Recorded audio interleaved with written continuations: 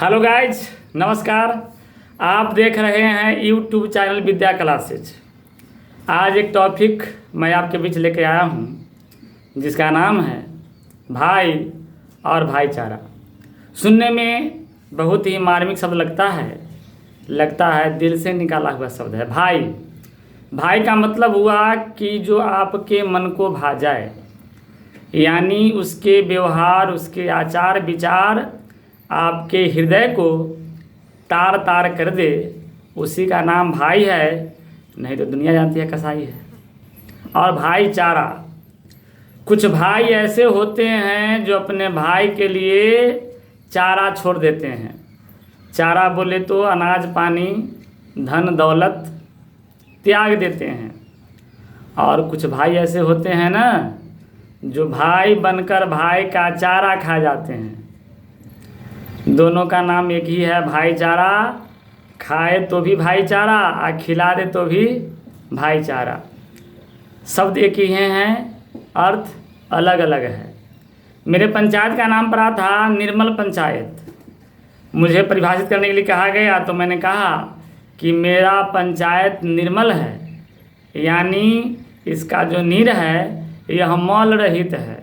इसमें किसी प्रकार की कोई गंदगी नहीं है, इसीलिए निर्मल है।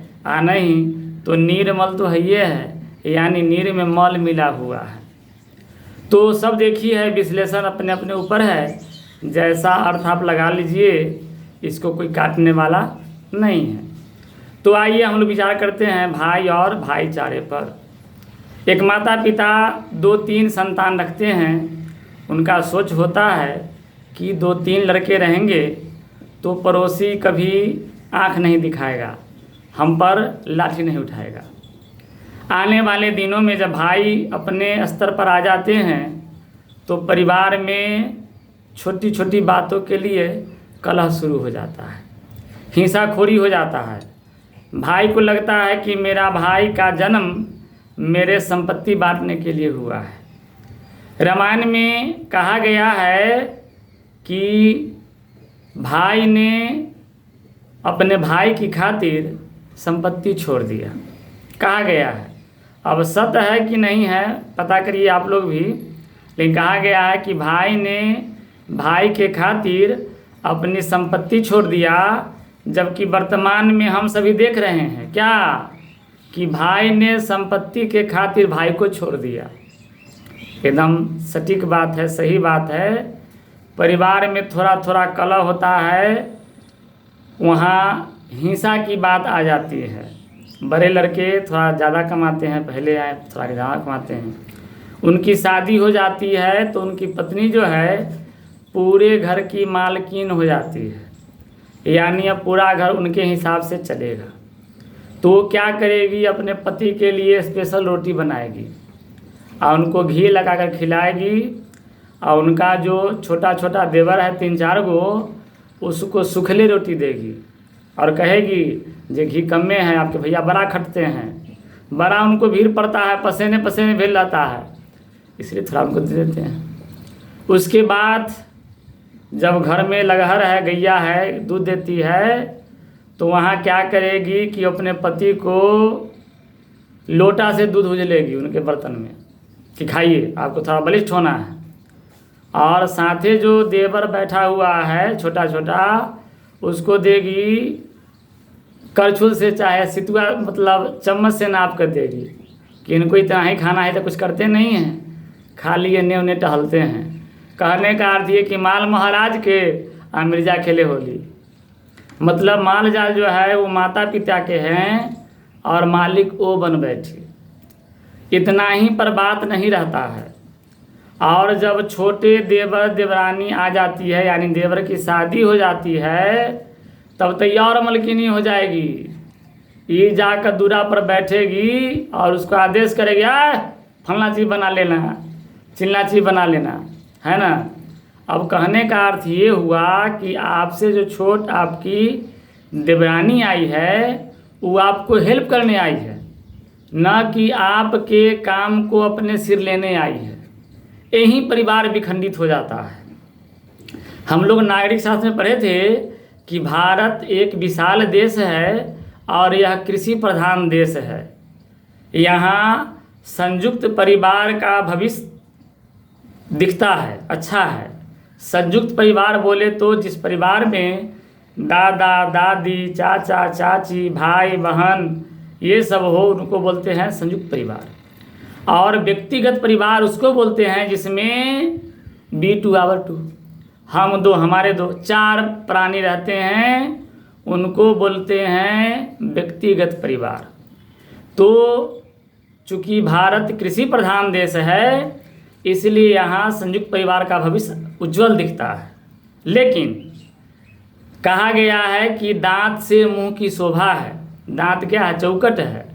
यह आपके हवा को रोकता है और आप फिर बोल पाते हैं। अगर चौकट ना रहे तब बोलना है बम बम, बोलाएगा पम पम, जैसे बूढ़ा लोग बोलते हैं।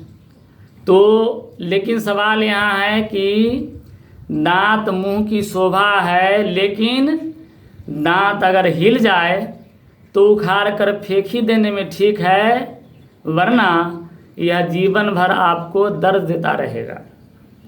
उसी तरह संयुक्त परिवार धीरे धीरे बिखरने लगता है। बड़ गोतनी छोट देवरानी के ऊपर हुक्म चलाती है, यह करो वह करो फलना करो, और अपने बच्चे को आदेश देगा कि तुम्हें भी कुछ करना नहीं है, तुम्हारी चाची आई है ये सारा काम संभाल लेगी, तू जाओ खेलो कूदो आराम करो।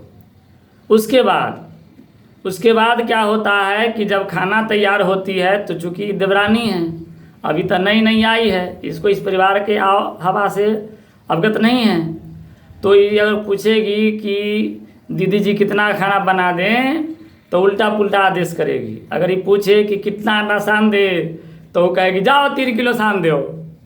अभी नया रखी 3 किलो सचमुच में सान दी। अब 3 किलो आटा का खपत है नहीं, और वो कहेगी अपने बच्चों को क्या है तो समस्या ना खाइए, जे पकल कहिए से खताई, ठेठ भाषा में। अब क्या होता है कि धीरे धीरे उस परिवार में मतलब गहमा गहमी शुरू हो जाता है, और वो जेठानी क्या करेगी, वो अपने देवरानी के खाना में मीन मिक निकालेगी। रोटी जला दिया, ठीक से नहीं पकाया है, बीच में कांचे हैं, काट में गहरा है, इसका रोटी तो सीधा होता ही नहीं है, गोल गोल बना देती है। ये सारी समस्याएं आती है। और वो क्या करेगी अपने पति के लिए, उसके पति भी कहेंगे हम ही खाना खाएंगे, 2000 रोज हम कमाते हैं यही खाना खाने के लिए, स्पेशल बनाइए अपने हाथ से, आपके हाथ में सोना लगा हुआ है।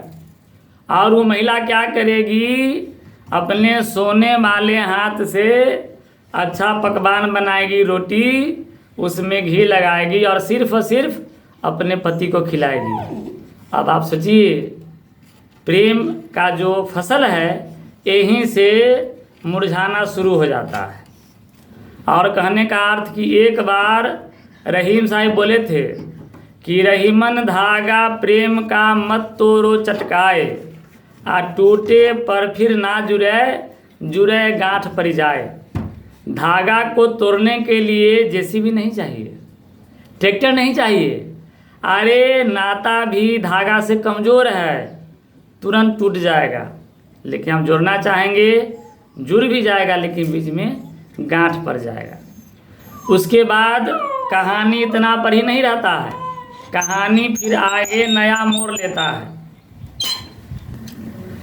कहानी जब अगले पायदान पर जाती है तो हर परिवार में जो बाल लड़का होता है पहले से काम शुरू करता है, और उसका प्रयास होता है कि जो पूंजी बन रही है, पैसे आ रहे हैं, ये सारे के सारे मेरे हैं, इस पैसे से मेरे पत्नी के नाम से ज़मीन हो या बैंक बैलेंस हो, और परिवार के लोग इस पैसे से खाएं। और तरह तरह की समस्याएं होती है, जो भी काम होता है वो चाहते हैं कि 100% मेरा का मेरा हो जाए, लेकिन ऐसा नहीं होगा। उनके पीछे जो लोग काम में लगे हैं 4-5 लोग, उनका वो तो कुछ हिस्सा बनता है, लेकिन तो चालाकी करते हैं, प्रयास में हमेशा रहते हैं कि पैसा को कहीं छुपा दे, कहीं गाड़ दे, जलगाल के होंगे तो सिर्फ और सिर्फ मेरा हक इस पर रहेगा। लेकिन कहावत है, एक गाना हमने सुना था कि लाख छुपाओ छुप न सकेगा, राज हो कितना गहरा, और दिल की बात बता देता है असली नकली चेहरा। चेहरा दिल की आईना होती है, जो भी चीज़ होता है वह सब जान जाते हैं। धीरे धीरे परिवार में कलह होती है और परिवार बिखरने लगता है। पतंग को यह अहंकार है कि मैं ही धागा को उड़ा रहा हूँ, उसको यह पता नहीं कि धागा मुझे उड़ा रहा है। और जब धागा तोड़ जाता है तो वही पतंग नीचे आ जाती है। इसकी अगली कड़ी आपको अगले एपिसोड में सुनाएंगे। लेते हैं विदा, अपना ख्याल रखिएगा। जय हिंद, जय भारत।